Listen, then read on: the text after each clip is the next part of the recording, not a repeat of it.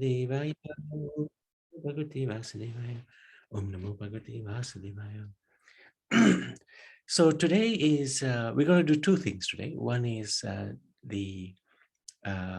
we'll try to learn the first verse from the Brahma Samhita. Brahma Samhita is one of the most extraordinary scriptures, which by some incredibly great fortune we have access to. Before that, we're going to celebrate the life of Lokanath Das Goswami. It's his disappearance day. These acharyas, they took their appearance roughly over 500 years ago. And we, on their birthdays and the days they go back to the spiritual world, we celebrate those days in order to seek their blessings and their good wishes. Without the blessings and good wishes of the pure devotees of the Lord, it's very, very difficult to do anything. So we'll have a little look at his life for about 10 minutes, and then we'll hopefully move on to the Brahma Samhita. So this verse is from the Chaitanya Charitamrita. Oh, don't know what verse, but Jai Shri Chaitanya, Jaya Nityananda, Jaya Dvaita Chanda, Jaya Pura Bhatta Vinda. Sange Gopala Bhatta Dasa Raghunath, Raghunatha Bhatta Gosai Ara Lokanath. When Rupa Goswami stayed at Mathura, he was accompanied by Gopal Bhatt Goswami, Raghunath Das Goswami, Raghunath Bhatt Goswami, and Lokanath Das Goswami. So these are part of the six Goswamis, Rupa, Gopal Bhatt, Raghunath Das, Raghunath Bhatt. But Lokanath Das Goswami is not, is actually senior to the six Goswamis, which is really interesting. Anyway, here is his Samadhi place, I think. And this is, his disciple is called Narottam Das. One of his disciples is Narottam Das Thakur, who is very famous because he's written some amazing bhajans that we reread. And his pranam mantra for his guru, Lokanath Das Goswami, is as follows. Srimad Radha Vinodaka Seva Sampat Samavitam Padmanabh Padmajan Srimal Lokanath Prabhum Bhaje. I worship the lotus feet of Srila Lokanath Prabhu, the son of Sri Padmanabh. He is a storehouse of single-minded service to the lotus feet of Sri Sri Radha Vinod. He was a personal associate of Sri Chaitanya Mahaprabhu and a great devotee of the Lord. Chaitanya Mahaprabhu, he appeared in this world in 1486, over 500 years ago. And he's regarded to be the hidden avatar in Kali Yuga of Lord Krishna. So that is stated in many, many scriptures. Many Puranas explain this. So many different places that he is going to appear at a certain place in a certain family. And this is what is usually predicted in the scriptures about an avatar. His parents are predicted, his place of birth is predicted. So like that. So Chaitanya Mahaprabhu, one of his personal associates is Lokanath Das Goswami. He was a resident of a village named Talakadi in the district of Yashohara in Bengal. Previously, he lived in Kachnapur, Kachnapur. His mother and father's name Padmanabh and Sita Devi, and his younger brother was Pragalbha. From his early childhood, Lokanath was indifferent to family life. One day, giving up his mother and father and leaving the home forever behind, he went to Mayapur in Navadvip and he took shelter, darshan, of the lotus feet of Chaitanya Mahaprabhu. He's known by many names. Gaura is another name. Gauranga is another name. Mahaprabhu, Chaitanya Mahaprabhu, immediately told him to go and live in Vrindavan. Now, Mayapur is in Bengal. It's about 100 miles north of Calcutta. And Vrindavan is near Delhi. It's about 100 miles below Delhi, south of Delhi. So he told him that it was his own intention to take sannyas as well So Mahaprabhu took sannyas later, very shortly, and go there himself.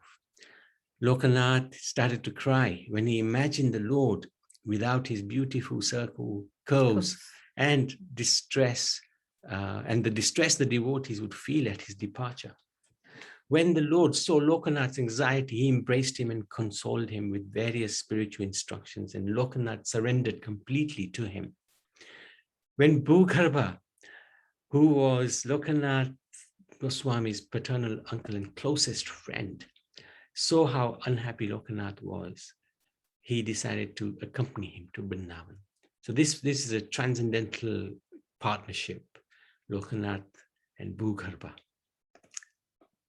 The two companions walked along Raj Mahal, Tajpur, Punya, Lucknow, and many holy places, finally arriving in Vrindavan. Though he had come to Vrindavan on Mahaprabhu's order, he constantly felt intense separation from the Lord, shedding tears in his desire to see him again. When he got the news that Mahaprabhu had taken sannyas and then gone to Puri and then south on pilgrimage, Lokanath hurried to southern Bharat in order to join him. When he arrived in the south, he had heard that Mahaprabhu was no longer there. He had gone to Vrindavan. Lokanath immediately set off for Vrindavan, hoping to see the Lord there. But by the time he arrived, he had heard that the Lord was now in Prayag. Lokanath was disappointed, but still determined to see the Lord, decided to set off again for Prayag. This time, however, Mahaprabhu appeared to him in a dream and told him to stop running around and remain in Vrindavan and do his bhajan. Not long afterwards, Rupa, Sanatan, Gopal Bhatt, and other associates of the Lord started coming to live in Vrindavan. Their association cheered him up immensely. In the midst of the Goswamis, Lokanath was the oldest. He was fully absorbed in the love of the Lord. Lokanath Goswami wandered throughout the 12 forests of Vrindavan in great ecstasy. In one of the forests, there is a village named Umrao.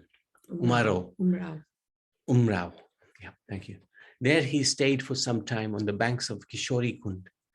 He had a great desire to establish the worship of the deity and render service to Krishna in that way. Understanding Lokanath's aspiration to serve, Krishna himself appeared before him. This is extraordinary. His desire was so strong, Krishna came and he offered Lokanath a vigraha, his own form. And he said, worship this deity here. This deity's name is Radha Vinod. After giving him this beautiful deity, the Lord suddenly disappeared. At this, Lokanath became stricken with anxiety, seeing him absorbed in worry. Radha Vinod, the deity, smiled and said, why have you brought me here? I have come here personally just to satisfy your purpose.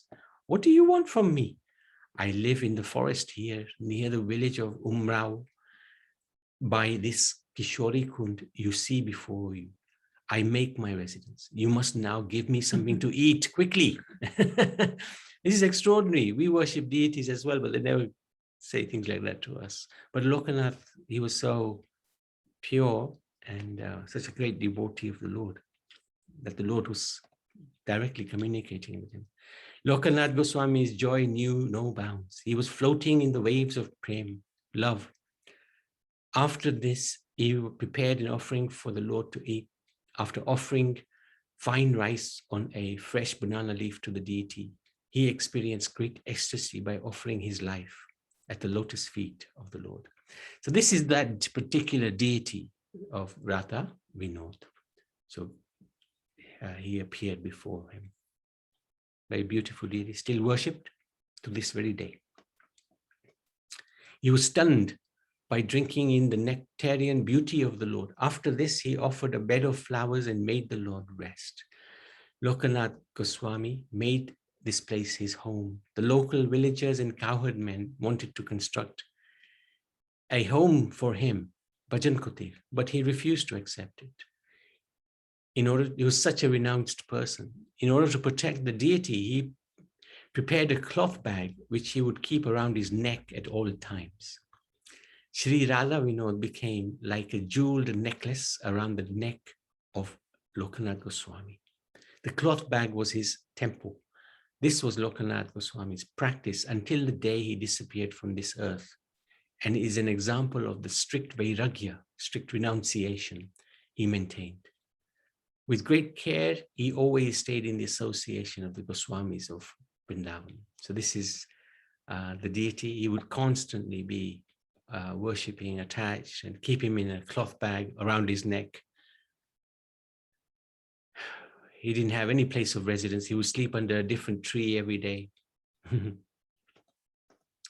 It's very difficult to exhaustively describe the life and times of Lokanath Goswami, who was very dear to Chaitanya Mahaprabhu. When Chaitanya Mahaprabhu and his dear devotees, beginning with Rupa and Sanatan Goswami, disappeared, Lokanath Das Goswami could not tolerate the separation. After this, his only purpose in life was to establish the wishes of Chaitanya Mahaprabhu. So then Lokanath Goswami gave mantra diksha. He took a disciple called Narottam Das Thakur. There is no mention in the scriptures, Shastra, that he accepted any other disciples. He was reluctant to accept any disciples, and Narottam Das had vowed to take Lokanath as his guru. So he served him in secret by going in the dead of night to the place where Lokanath would pass stool and urine and cleanse the place very carefully. Seeing Lokanath's humility, Narottam's humility, Lokanath eventually accepted Narottam, seeing his huge, humble attitude. So Lokanath Goswami, in his ripe old age, while performing bhajan in Kadiravan in Kayara Gram, passed away and entered into the eternal, unmanifest pastime of the Lord. At that place is a kund called Yugala Kund. On the banks of that kund, Lokanath Goswami entered into Samadhi. It is said that when Krishnadas Kaviraj, he's the author of Chaitanya Charitamrita, went to Lokanath Goswami, asked for his blessings to compile the Chaitanya Charitamrita, Lokanath Das Goswami gave his blessings, but stopped him from mentioning his name in the Chaitanya Charitamrita. So there's very little reference to Lokanath Goswami. For fear of violating the order of Lokanath, Krishnadas Kaviraj only briefly mentions him in the Chaitanya Charitamrita. Narottam Das Thakur prays as follows at the lotus feet of his Guru. O Lokanath, O Gurudev, if you are pleased with me, please keep me in the shelter of your lotus feet and cast your merciful glance upon me. By your mercy, I can find the perfection of inner fulfillment. By your mercy, I can someday meet Chaitanya and Radha Krishna. If you're not merciful to me, then what shall I do? Please, just once, fulfill my heart's desire. In the three worlds of birth and death, no one is more in need of your mercy. Please give me your mercy and give me a place at your lotus feet. Day and night, I sing the qualities and pastimes of Radha and Krishna. Still, the inner aspirations of Narottam for the service of Shri Shri Radha Govinda and Chaitanya Mahaprabhu can only be realized through your grace, O Lokanath Goswami Prabhu. So this is a sort of prayer that we can also recite, especially on a day like this, to seek the blessings of Lokanath Das Goswami.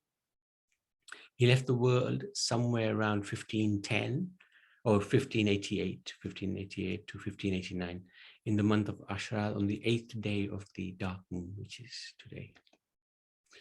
Lokanath Das Goswami is also known as Leela Manjari in Krishna Leela. This is according to the scripture Gaura Ganodesha Dipika. And this is his resting place in the courtyard of Sri Sri Radha Gokulanandan temple in Vrindavan. In this courtyard, there are many other resting places of the great Vaishnavas, but Lokanath Das Goswami has the most prominent samadhi there.